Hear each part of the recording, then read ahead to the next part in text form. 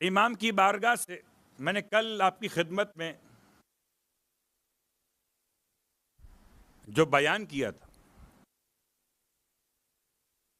کہ ایک ایک مرحلے پر معصومین نے مختلف امراض کی دعائیں بیان کی ہیں.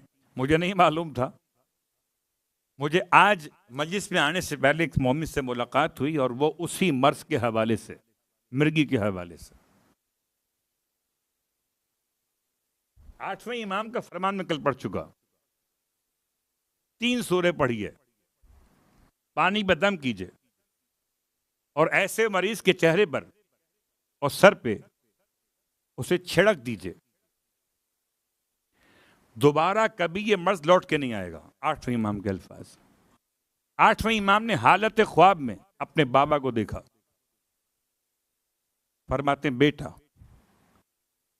ہر مشکل وقت پریشانی کے لیے، ہر مشکل وقت میں پریشانیوں کے دور کرنے کے لیے 2 خدا کے نام یاد رکھو، یا رؤوف ہو یا رحیم ہو. یہ بھی کتاب الباقیات صالحہ سے پڑھ رہا. یا رؤوف ہو یا رحیم.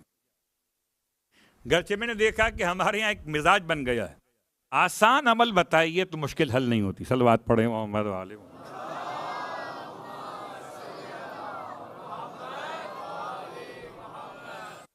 یا طہورو یا طاہرو یا طہورو بتاؤں تو الگ موضوع ہو جائے گا. مشکل تھا وہ کوئی لگے کہ ہاں کچھ پڑھ رہے ہیں، یہ کیا یا رؤوف ہو یا رحیم ہو. تو 7ویں امام نے کیوں فرمایا پھر 8ویں امام سے آ کے؟ اس میں نہ وضو چاہیے آپ کو، نہ سمت قبلہ چاہیے، اور نہ اس میں کوئی فگر بیان کی گئی. بس جتنا چاہیں پڑھتے چلے جائیں، یا رؤوف ہو یا رحیم ہو. یہ 2 نام 7ویں امام کی بارگاہ سے 8ویں امام کی برکت سے ہم تک پہنچے اپنی مشکلات کے حل کے لیے. اور آخری بات آپ کی خدمت میں، 8ویں امام کا وسیلہ سفر میں تحفظ کے لیے بہت اہم ہے. اگر ہو سکے تو 8ویں امام کا درود یاد کر لیجیے. اللہم صلی علی علی ابن موسیٰ الرضا المرتضی الامام التقی النقی وحجتک علی من فوق الارض ومن تحت الثری الصدیق الشہید صلاۃ کثیرۃ تامۃ زاکیۃ متواصلۃ متواترۃ مترادفۃ کافضل ما صلیت علی احد من اولیائک. بس اتنا سا تو ہے، یاد کر لیجیے. اور جب سفر پہ جائیں، آپ پڑھیں. امام زمانہ علیہ السلام خود پڑھتے ہیں.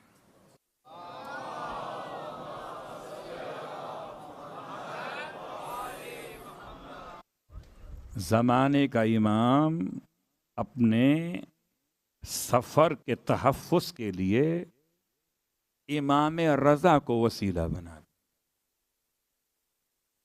اور اسی لیے شاید ہم نے بس اتنا لیا کہ امام ضامن، اس پر بھی اطمینان رکھیے کہ جو امام کی ضمانت میں ہے وہ کبھی ضائع اور برباد نہیں ہوتا. انسان اگر حیوان بھی امام کی پناہ لے لیں تو حیوان بھی محفوظ ہو جاتے ہیں. اس لیے آپ کا خاص لقب مشہور ہوا وہاں کی لغت کے لحاظ سے آہو. ضامن آہو، ہرن کو پناہ دینے والے. اسی امام کی بارگاہ میں محرم کا چاند ہوا ہے اور حزن و ملال کے آثار ہیں. جب میرا معصوم آقا اور مولا محرم کا چاند دیکھتا تھا، ہر امام بہت روتے تھے. اور 8ویں امام کی خدمت میں بیٹھے ہوئے ریان ابن شبیب، اور روایت میں خالی ان کے والد کے نام سے انہیں یاد کیا گیا، یبن شبیب. اور امام فرماتے ہیں یبنا شبیب وَإِن كُنْتَ بَاقِيًا لِلشَّيْءِ، اے شبیب کے بیٹے، اگر تمہارا دل کسی بات پر رونے کو چاہے،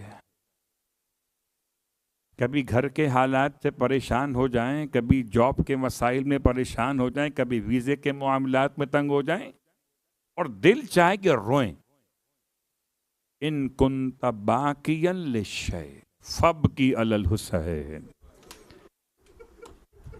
رونے والو، میرا امام فرماتا ہے کہ اے شبیب کے بیٹے، تجھے چاہیے کہ جب رونے کا دل کرے، محرم ہو نہ ہو، مجلس ہو نہ ہو، مسائل پڑھے جائیں نہ پڑھے جائیں، جب رونے کا دل چاہے تو رویا کر میرے جد حسین پر۔ امام فرماتے ہیں میرے جد کو ایسے ذبح کیا گیا جیسے زمانہ